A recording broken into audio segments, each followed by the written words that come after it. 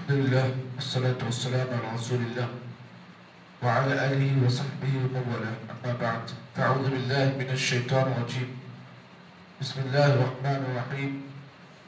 الذين آمنوا يقاتلون في سبيل الله والذين كفروا يقاتلون في سبيل الطاغوت فقاتلوا أولياء الشيطان إن كيد الشيطان كان ضعيفا.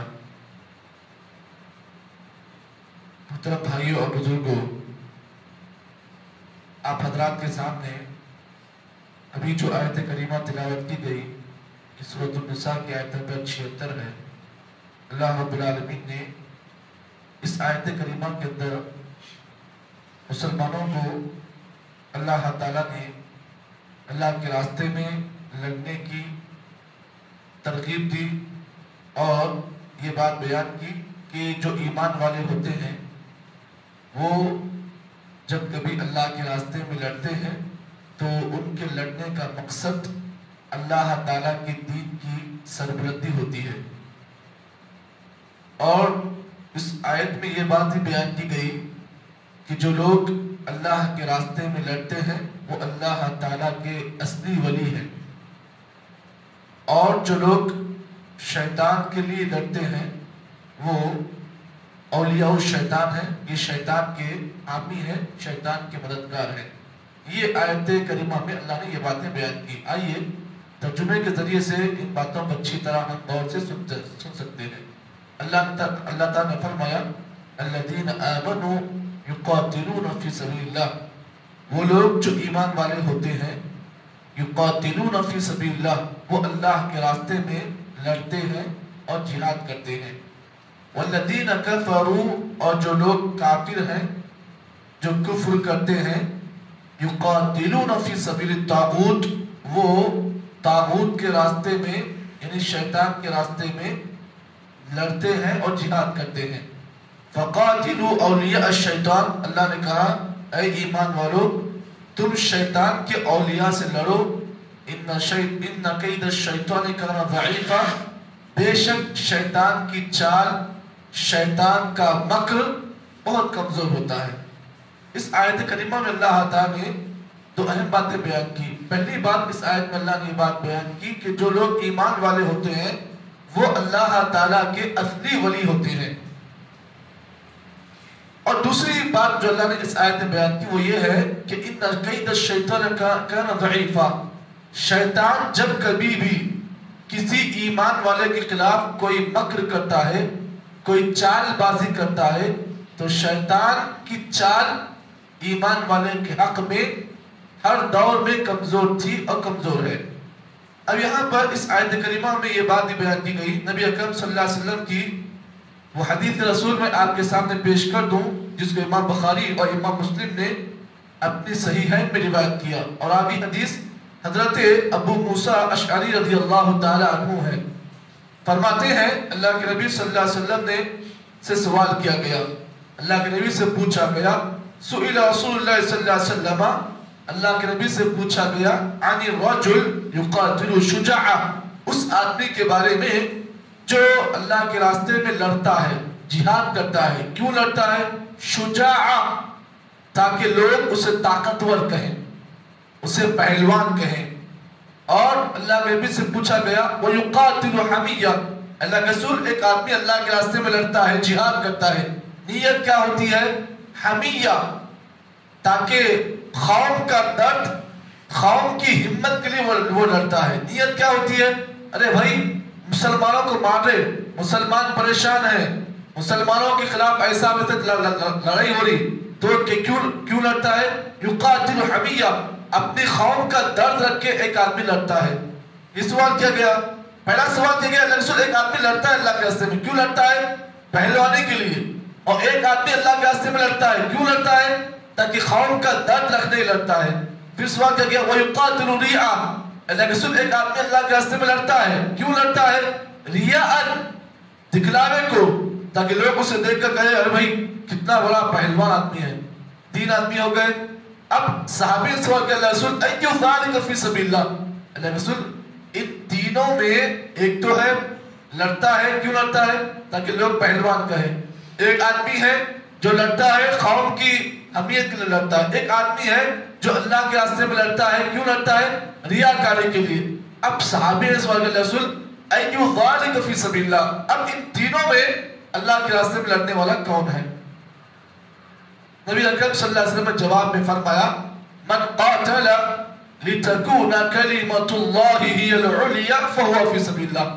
اللہ کے رسول نے اس آیت کے تحت جواب دیا۔ آپ نے کہا کہ جو آدمی اللہ کے راستے میں اس لیے لڑتا ہے تاکہ اللہ کا دین سربلند ہو، اللہ کے دین کی ترقی ہو، اللہ کے دین کا عروج ہو، تو جو آدمی اس نیت کے ساتھ اللہ کے راستے میں لڑتا ہے فہو فی سبیل اللہ، وہ آدمی اللہ کے راستے میں حقیقی مجاہد ہے۔ تو معلوم اس حدیث سے یہ ہوا کہ اگر کوئی آدمی میدان جہاد میں جا رہا ہے لڑنے کے لیے لیکن دل میں ریاکاری کا جذبہ ہے تو پھر اس کا جانا بیکار ہے۔ ایک آدمی اللہ کے راستے میں لڑنے جا رہا ہے، کیوں جا رہا ہے؟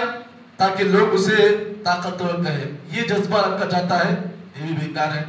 ایک آدمی جو اللہ کے راستے میں لڑنے جا رہا ہے، کیوں جا رہا ہے؟ تاکہ مسلمانوں کو لوگ مار رہے، پریشان مسلمان، یہ نیت نہیں جا رہا۔ اگر یہ تینوں نیتوں میں سے اگر ایک بھی نیت ہے تو اس کا جانا بیکار ہے اور اس کا جان اپنی ختم کرنا یہ بھی بیکار ہے۔ لیکن ایک نیت کو لے کے جا رہا ہے، وہ نیت کیا ہے؟ اس لیے جا رہا ہوں تاکہ اللہ کا دین سربلند ہو، اللہ کی دین ترقی ہو۔ اگر اس لیے جاتا ہے تو پھر اللہ کے رسول نے کہا جانے والا مبارک اور اس کا جانا بھی مبارک۔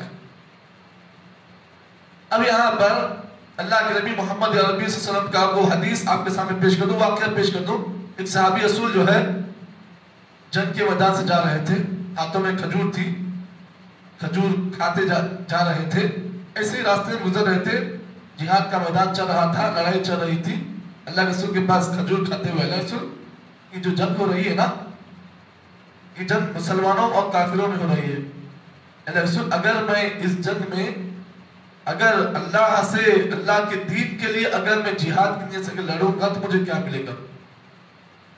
تو نبی کا جنت، نبی نے کہا جنت، ہاں جنت چاہ، جنت کا سوال جیسے صحابی نے سنا تو کھجور پوری پھینک دی، صف میں داخل ہو گئے اور لڑے، کچھ زخم کھائے اور اس کے بعد وہ صحابی رسول وہیں پر انتقال ہو گئے۔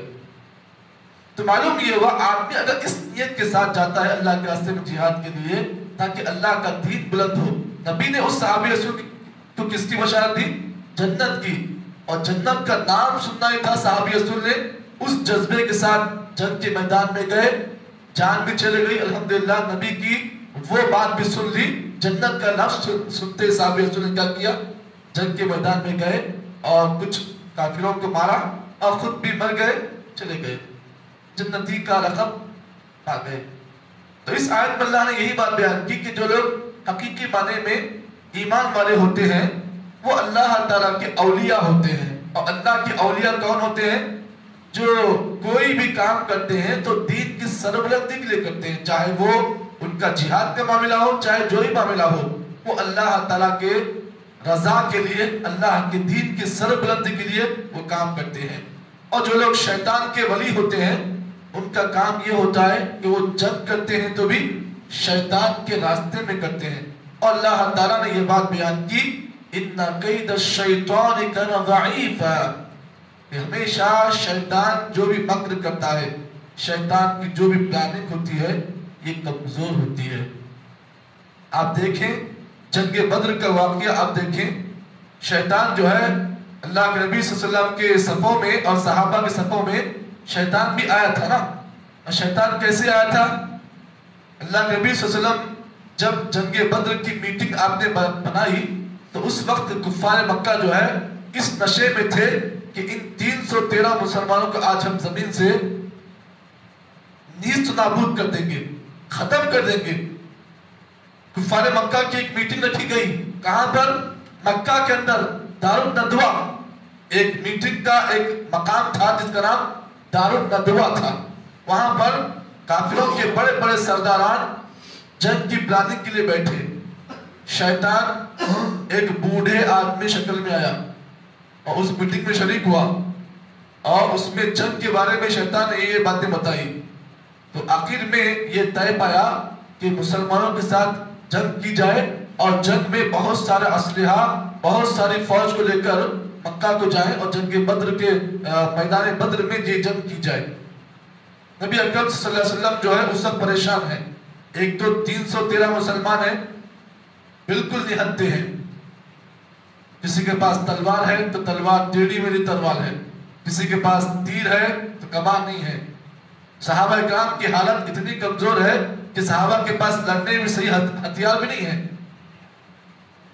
نبی اکرم صلی اللہ علیہ وسلم نے صحابہ کرام کی اس حالت کو دیکھا اور ایک طرف دیکھا کہ کفار مکہ 1000 کی تعداد میں ہے، ان کے پاس سب کچھ ہے، تلوار ہے، ہتھیار ہے، ہاں اونٹ ہے، اور وہ لوگ نشے میں ہیں، وہ لوگ جیت کے نشے میں ہیں۔ آج ہم مسلمانوں کو مار دیں گے، کیوں؟ ہم لوگ 1000 ہیں اور یہ تعداد میں 313 ہیں۔ نبی اکرم صلی اللہ علیہ وسلم نے اللہ تعالیٰ سے رات کے وقت میں دعا کی، کہا دعا میں اللہ تعالیٰ آج 313 مسلمان تیرے راستے میں لڑنے کے لیے آئے ہیں، اے اللہ تو اس بات کو سن لے، اگر یہ مسلمان جو آج 313 ہیں، اے اللہ اگر تو زمین سے ان کو نیست نابود کرے گا، اللہ دوبارہ اس زمین پر تیرا نام لینے والا کوئی نہیں ہوگا۔ اللہ نے نبی کی دعا قبول کی۔ نبی اکرم صلی اللہ علیہ وسلم فرماتے ہیں جنگ میں ایسا معاملہ ہوا کہ 313 مسلمان جو ہے اللہ تعالیٰ نے ایسا غالب کر دیا کہ فرشتوں کے ذریعے سے اللہ تعالیٰ نے صحابہ کی مدد کی۔ صحابہ کہتے ہیں ہم جنگ میں تلوار چلاتے تو تلوار کیسی جاتی؟ دشمن مر جاتا۔ ابھی ہم تلوار پکڑتے تلوار خود بخود چلی جاتی، دشمنوں کی گردنیں کٹ جاتی۔ تو اللہ تعالیٰ کی ایسی مدد آئی، کیوں؟ صحابہ کا ویسا ایمان تھا، صحابہ کے اندر ویسا ایمانی جذبہ تھا جس کی بنا پر اللہ تعالیٰ صحابہ کرام کی فرشتوں کے ذریعے مدد کی۔ تو معلوم یہ ہوا کہ صحابہ کرام ہر زمانے میں یہ ایمان والے تھے، اور آج بھی اللہ تعالیٰ اس آیت میں یہی بات بتا رہا ہے کہ جو لوگ حقیقی معنی میں اللہ کے ولی ہوتے ہیں، اللہ تعالیٰ ان کے ساتھ ہوتا ہے، ان کی مدد اللہ تعالیٰ کرتا ہے۔ تو اس آیت کریمہ اللہ نے یہ بات بیان کی کہ شیطان کتنا بھی پلاننگ کر لو، کتنی بھی چال اور مکر و فریب کرو، اللہ نے کہا شیطان کی چال ہمیشہ کمزور تھی اور کمزور رہے گی۔ اس آیت میں اللہ نے یہی پیغام دیا اور مسلمانوں کو اللہ تعالیٰ نے اس آیت میں ہمت دی ہے۔ اللہ تعالیٰ سے دعا ہے کہ اللہ تعالیٰ مجھے اور آپ کو جو باتیں ہیں اس آیت کریمہ کی روشنی میں بیان کی گئی ہیں، اللہ تعالیٰ ہمیں اور آپ کو صحیح معنی میں اس پر عمل کی توفیق عطا فرمائے۔ سبحان اللہ بحمدہ، سبحان اللہ وبحمدہ، اشہد ان لا الہ الا انت، استغفرک و اتوب الیک۔